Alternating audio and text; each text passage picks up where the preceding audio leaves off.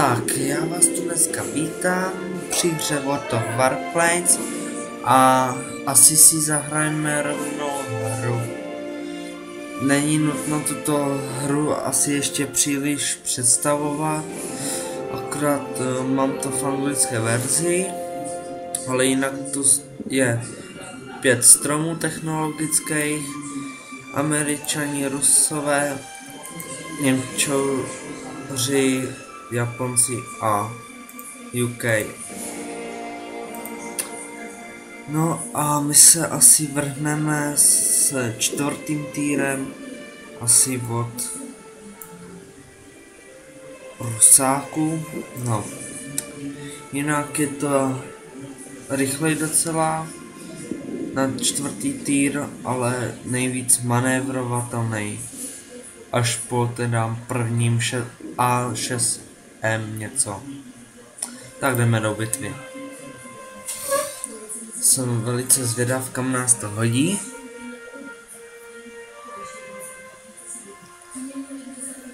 No, bude to docela zajímavé. Fakt nevím, jak tohle bude. Dneska si natočím pro vás jednu bitvu, ale příště už by to mohlo být víc. 2-3 bitvy. Ako vás to bude bavit. No, máme Pacifik oceán. Musíme zničit všechny pozemní cíle nebo letadla, to je jasný. No, to načítání je dlouhé.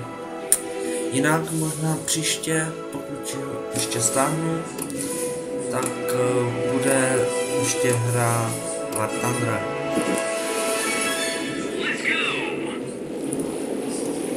Tak už letíme, máme tu 6 raket. Tak já radši zrychlovat nebude, protože engine strašně hlučný. Místo máme tak na 15 metrů. Teďka mě možná neuslyšíte, ale to nevadí. 15 metrů, to je tak optimální, no jenže se mnou zase nikdo neletí. No, úplně výborný.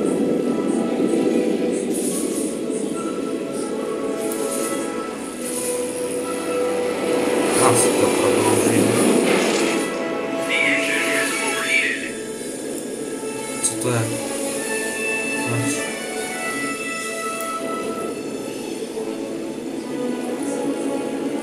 No, tak uvidíme asi přímý boj. Možná ještě budou 2 bitvy, no. A už jede. No tak jsme se zničili navzájem. Tak vám nechám pohled, jak padám. Bych jsem chtěl radši s raketkama. Krásný zvuk. No, úplně nádhera. A jdeme zpátky do hangáru. Či ako se to volá. A rovno poletíme s P-36, americký fighter, docela rychlej, ale za to málo obratnej. Dobrý kulomety, jsem s ním celkem spokojený. Snad s ním budeme mít P-40, pokud to půjde, a pokud ne, tak budeme mít asi Spitfire, ale nebudu nic prozrazovat dopředu.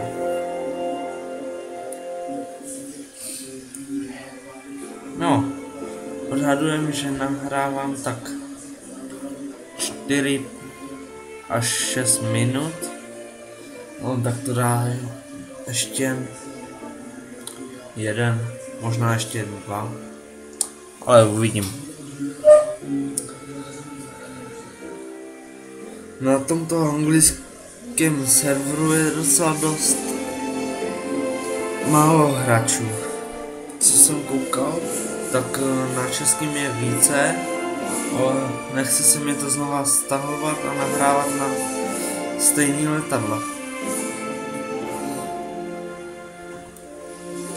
A mě to i vyhovuje v angličtině.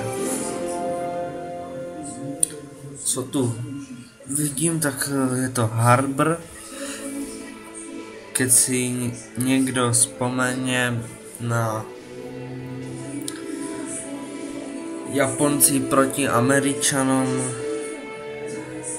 u Pearl Harboru, byla to kdysi světová bitva, tak jsem rád, že ji tu nezapomněli dát, že se nedali jen tak bezvýznamné mapy, takže za to jsem rád.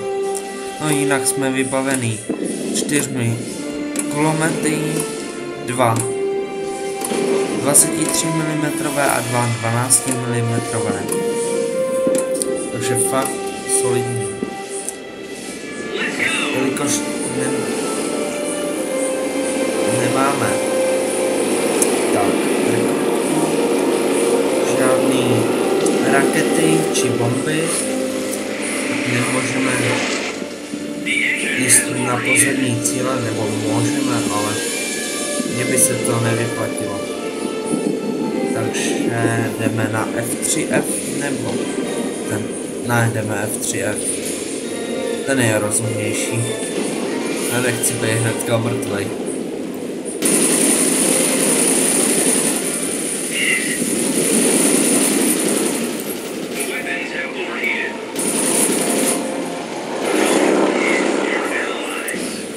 A už mi ho někdo zabil.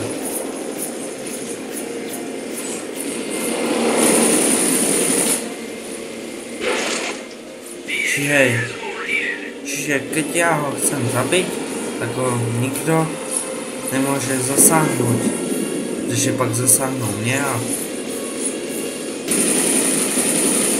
No, další, pojď vojnu, tvrdou vojnu. Jdeme na těba. Jasně, kecej.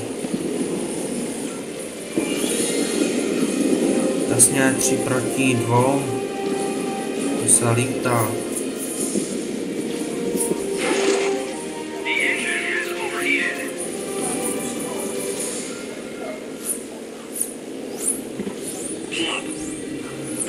No, už abychom někoho mohli zasáhnout.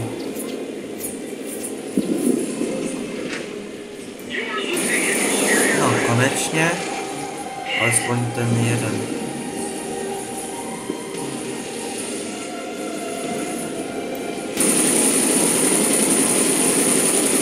Čiže má lehký, že lehce prostřelil.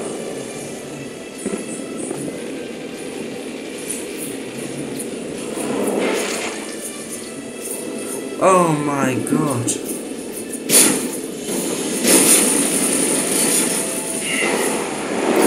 To se nedalo, fakt že jo. No. A koukáme tuto bitvu, podíváme se na vyhodnocení. Ako jsme byli úspěšní. Jinak toto bude asi 10minutové video. Takže, ale tak jde to. Má 67 života, ale hnedka je to nej. No, to říkám.